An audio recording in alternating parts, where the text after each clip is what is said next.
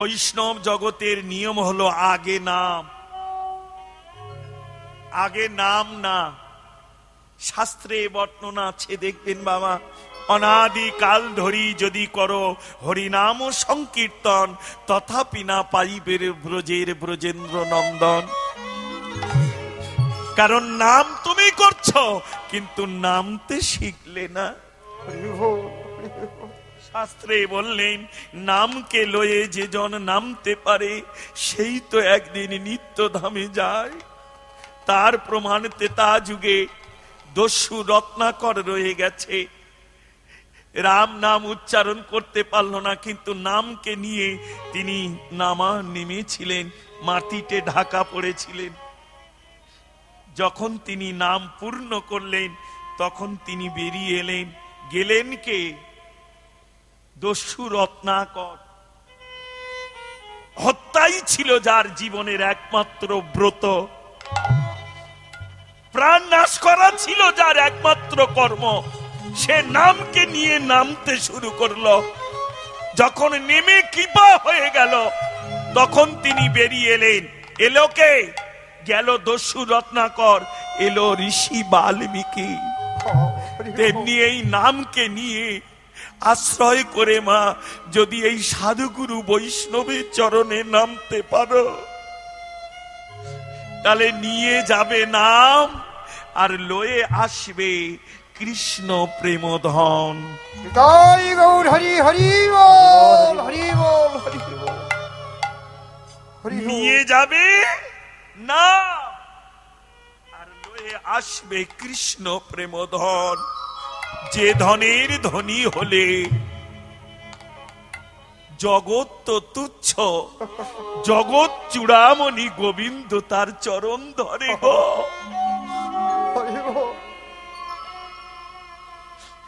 এই ধনের ধনী হয়েছিলেন রাধা ঠাকুরানী, তাই তো তার চরণ ধরেছিলেন জগৎ চূড়ামণি। যাক, হিরণ্যকশিপুর যাকে ধরে সে নাম ছাড়ে, কিন্তু প্রাণ ছাড়ে না। জানলো এ ভক্ত না। রাগ করবি না মা, নিজের বলে বলে যাচ্ছি। আমরা ভক্ত, তবে স্বার্থবাদী। স্বার্থের জন্য ভগবানকে মালসা দেব, আরাধনা করব, ডাকবো, কিন্তু যখনই একটু কিছু, তখনই গোবিন্দ এ কি করলে, তোমার নাম করি এ কি করলে। না, হরে কৃষ্ণ, আমার কর্মে যেটা আছে সেটা হবে। নাম তোমাকে নামের দেশে নিয়ে যাবে। হরে কৃষ্ণ, হরি বল। নামকে দোষ দিও না। যাক, প্রহ্লাদকে যখন ধরল, প্রহ্লাদ প্রাণ ছাড়তে চাইল, কিন্তু নাম ছাড়তে চাইল না। আমরা অনেকে জানি ভগবানের 10 অবতার, কিন্তু কোন কোন গ্রন্থে আছে ভগবানের 24টা অবতার। এই প্রহ্লাদ যখন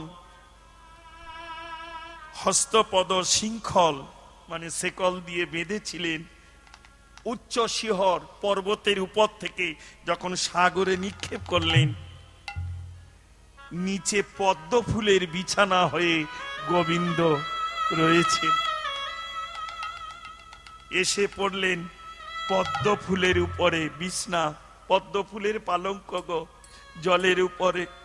ভগবানের দেহে থেকে যেমন ভগবানের নাভি হইতে হলে এক পদ্মের জনম, সেই পদ্মের উপরে ব্রহ্মার। আপনারা শাস্ত্রে দেখেছেন, অনন্ত শয্যায় হরি যবে কইলা শয়ন, তার নাভি হইতে এক পদ্মর হইল জনম, তাই না? তার উপরে ব্রহ্মাকে জন্ম দিয়েছিলেন।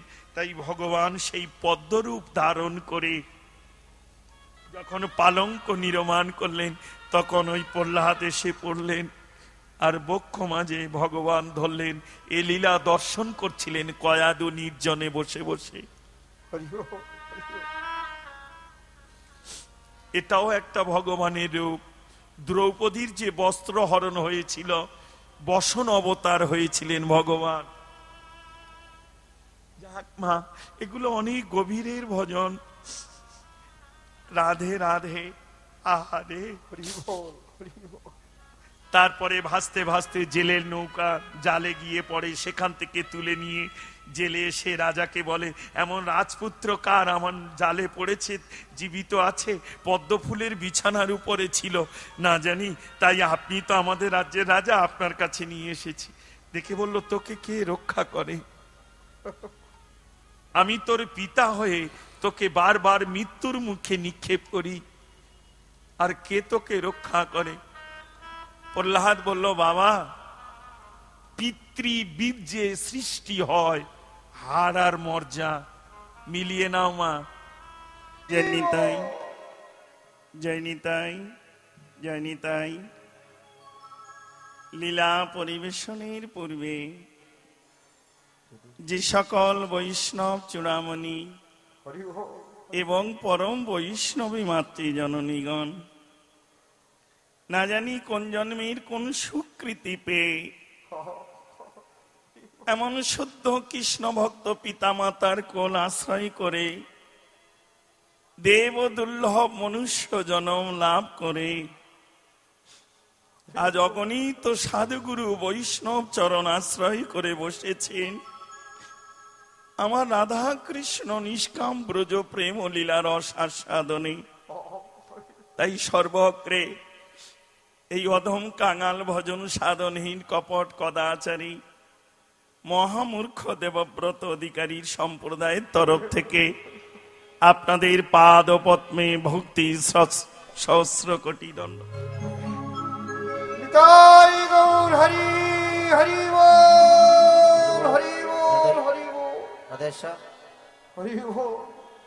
দ্বিতীয়, নবকুঞ্জের যারা কর্মাধ্যক্ষ আছেন এবং প্রতিষ্ঠাতা করেছেন, যে সকল সাধুগুরু বৈষ্ণব না জানি কত দ্বারে ভিক্ষা করে, কত আঘাত, কত দুঃখ সহ্য করে এমন এই সুন্দর নব বৃন্দাবনকে সৃজন করেছেন, খুব অপূর্ব লাগে। পশ্চিম মেদিনীপুরে মনে হয় এর উপরে আমার অন্তত আর আসরে যাওয়া হয়নি, এত সুন্দর ভক্তের পরিবেশ আপনারা একত্রে করতে পেরেছেন। তাই আপনাদেরও কাছে আমার ভক্তি শ্রদ্ধার সহস্র কোটি পুণ্যপদ কেমন এই ভক্তের চরণে এনে দেওয়ার জন্য আপনাদেরও চরণে আমার শতকোটি প্রণাম রইল।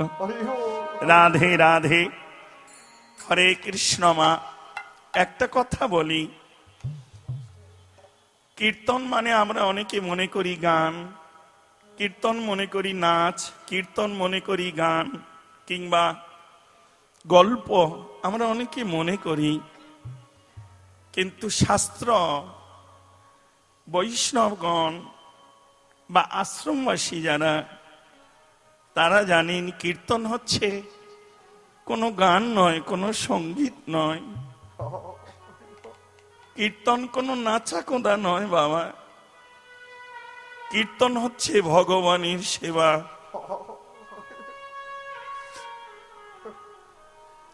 যে যেমন অনুরাগে কীর্তনে ভগবানকে সেবা করে, আমার ভগবান তার হৃদয়ে তেমন রূপেই এসে দর্শন করে, কৃপা করে বাবা। কীর্তনটাকে কোনোদিন সঙ্গীত ভাববে না। সঙ্গীত আলাদা, রবীন্দ্র সঙ্গীত, নজরুল গীতি আলাদা, এগুলো আলাদা জগৎ। কীর্তন হচ্ছে ভগবানের সেবা। ভজনের চরম প্রান্তে গেলে যে অনুরাগ প্রেম ভক্তি আসে, সেটাই হচ্ছে কীর্তন। যেমন গাইতে গাইতে মিলিন হয়েছিলেন আমাদের সবার ভজন শিরোমণি মীরাবাই, যিনি রাজনন্দিনী হয়ে আহা রাজার ঝিয়ারি হয়েও গোবিন্দকে ভালোবেসে তিনি সর্বস্ব দিয়েছিলেন। আকবর পর্যন্ত তার গান শুনতে এসেছিলেন, কিন্তু তিনি বলেছিলেন এই কীর্তন আমার ভগবানের সেবার জন্যে, এই কীর্তন জগতে আর কারোর জন্যে নয়। জয় শ্রী রাধে। সেইটা আমাদের সব সময় স্মরণ রাখতে হবে। কীর্তন কোনো সঙ্গীত নয়, কোনো গান নয়, কীর্তন হচ্ছে ভগবানের সেবা। এবার সেবার ধর্ম হচ্ছে, সেবার জনম হচ্ছে, শ্রেষ্ঠ জনম হলো নারী জনম।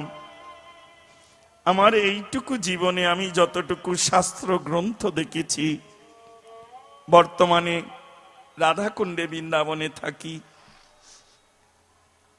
যতটুকু সাধুসঙ্গ করেছি, জেনেছি মা, নারী জনমের উপরে আর কৃষ্ণ ভজনের জনম নেই।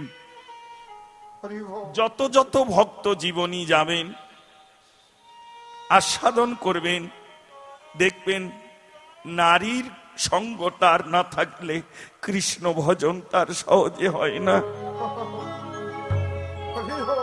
কয়াদু যদি হরি কথা না শুনতেন, প্রহ্লাদ এত বড় হরিভক্ত হতে পারত না। এটা বাৎসল্য প্রেমের কথা হচ্ছে, মানে মাতৃকুল। মা শর্মা যদি সাজিয়ে না দিত, তরণী কোনদিন রামের চরণ পেত না বাবা।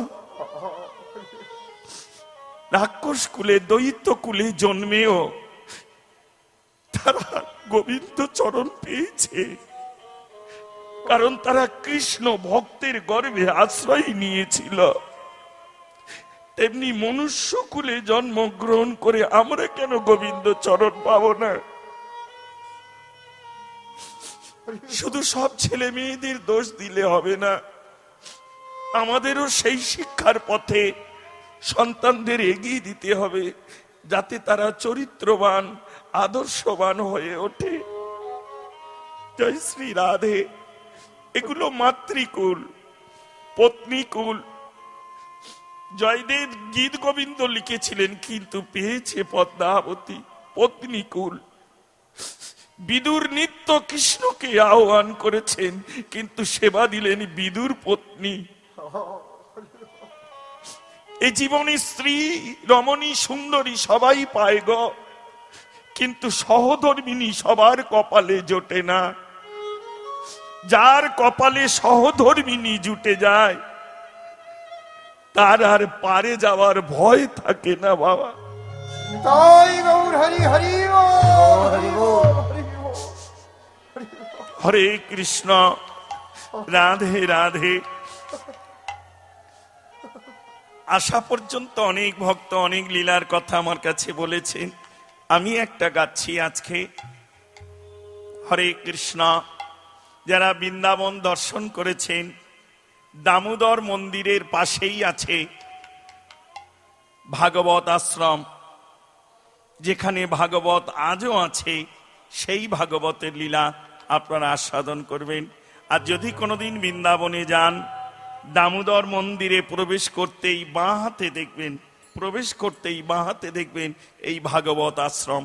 সেই গ্রন্থ আজও আছে, যে গ্রন্থ দুই বন্ধু পাঠ করতেন আর স্বয়ং রাধা কৃষ্ণ এসে শ্রবণ করতেন। সেই লীলা আজকে আপনাদের আস্বাদন করাবো। জয় রাধে। হরে কৃষ্ণ, হরি বল।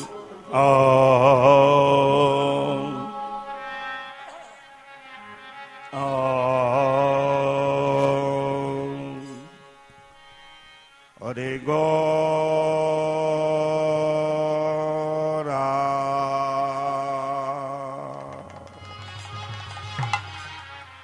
অনো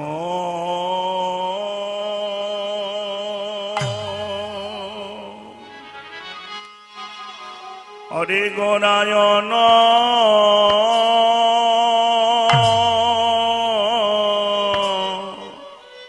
রাগে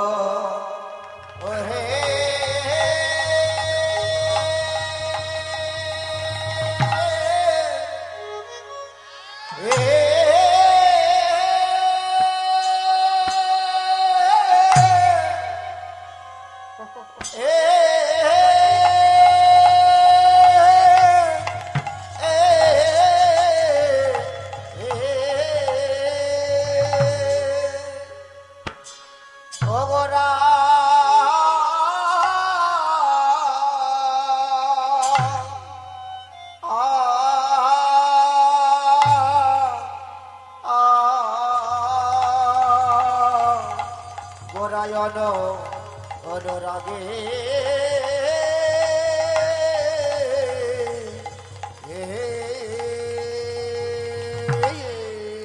আরে আরে প্রভুর আমারে ভুবা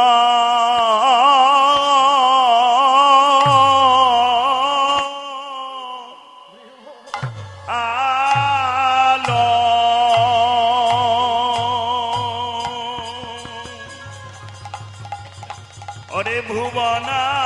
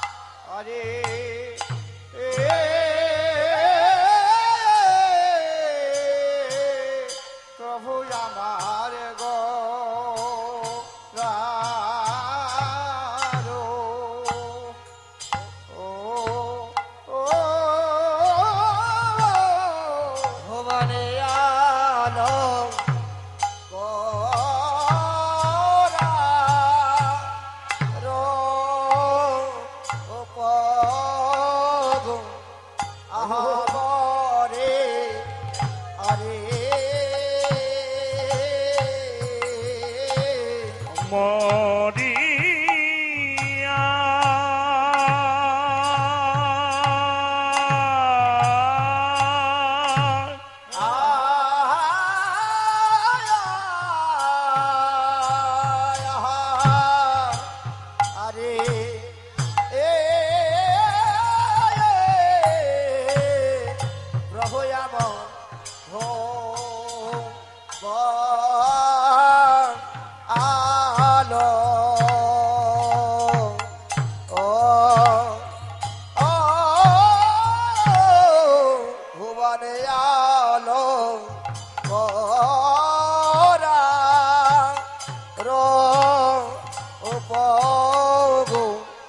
আহামরে আরে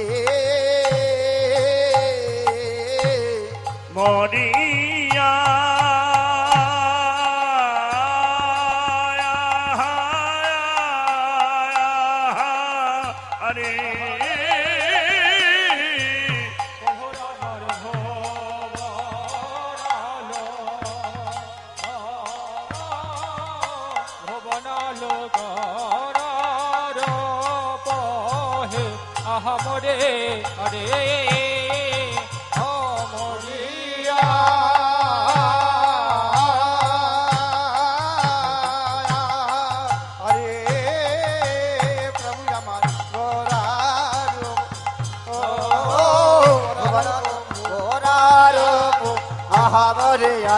বরিয়া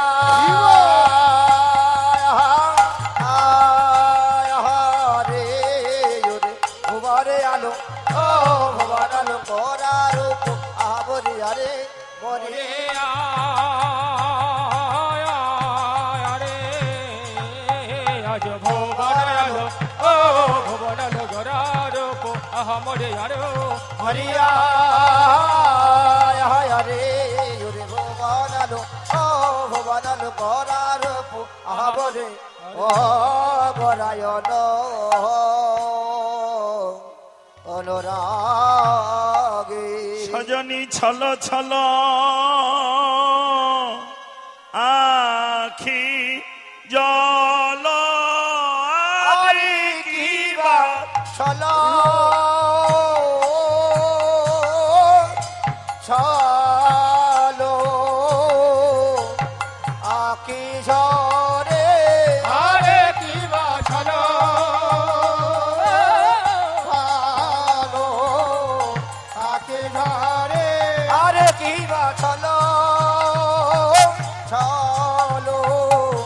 আঁকি ঝরে আরে কি বা চলো চলো আঁকি ঝরে আরে কি বা চলো চলো চলো আঁকি ঝরে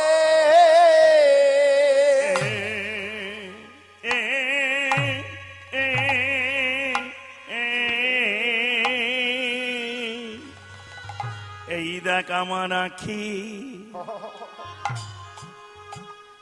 আখি জল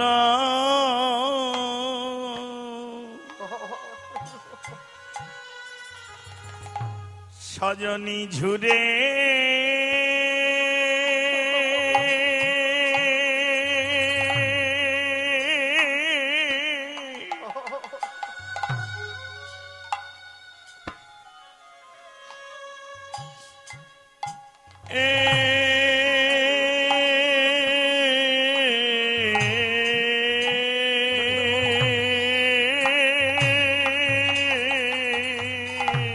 সজনে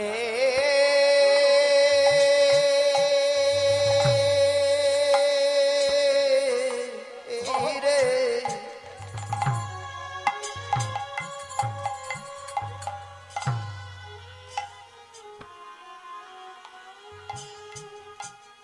যমনে আখি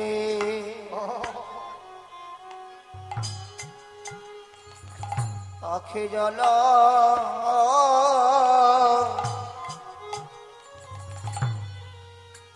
ঝরে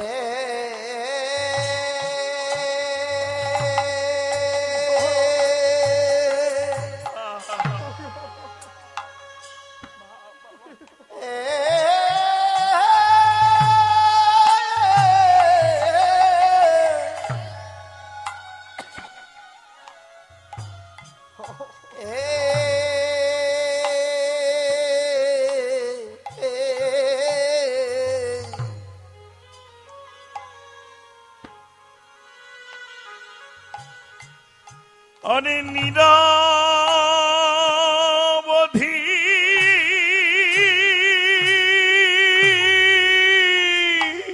আরে বলে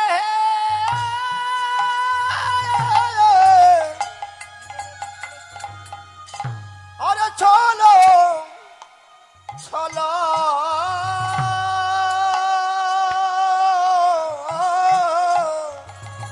সজনী রে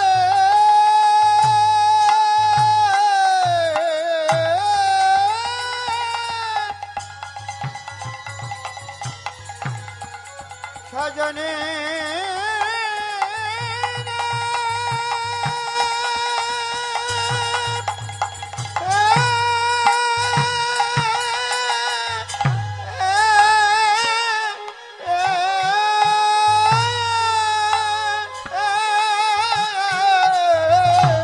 নিরবধি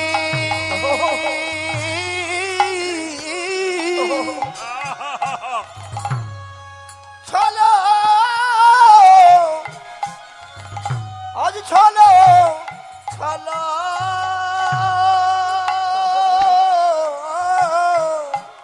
আজ নিরবধি ছলো ছলো আমার আখি সজনী দেখে আখি জল ঝুরে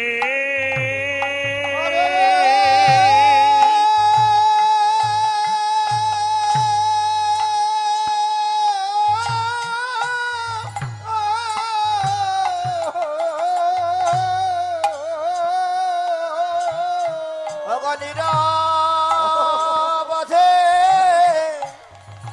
চলো চলো নিরবধি চলো চলো আখি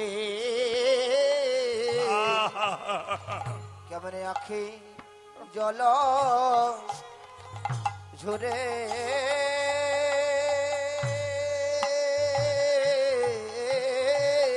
আমি কিবার হেরিলাম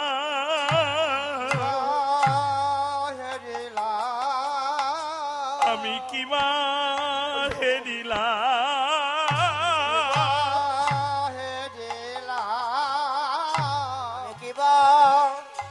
দিলাম ওই সুরধ্বনি তীরে গিয়ে হে দিলাম ওই সুরধনি তীরে যেয়ে কিবা হে দিলাম সুরধনি তীরে যেয়ে কিবা হে দিলাম সে যে ভুবনে আলো করে আছে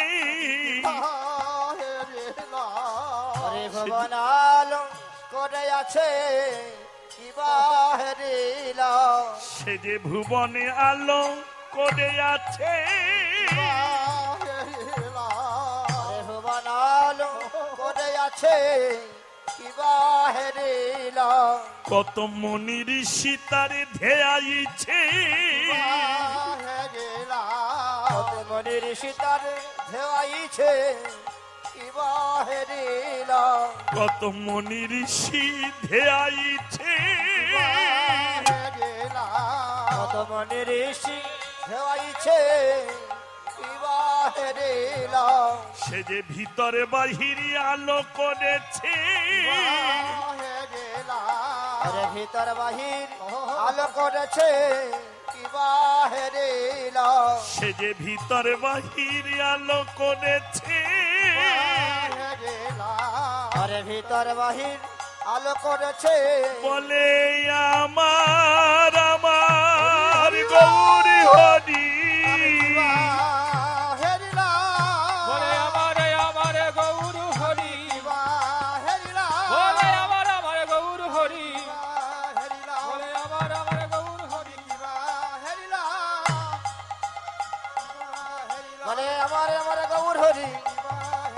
আমার গৌর হরি বলে আমার গৌর হরি আমার গৌর হরি আমার গৌর হরি বলে আমার গৌর হরি আমার গৌর হরি বলে আমার গৌর হরি বলে আমার গৌর হরি বলে আমার গৌর হরি আমার গৌর হরি আমার গৌর হরি আমার গৌর হরি বলে আমার গৌর হরি বলে আমার গৌর হরি বলে আমার গৌর হরি আমি কিবা হেরিলাম আমার আখি জল ঝরে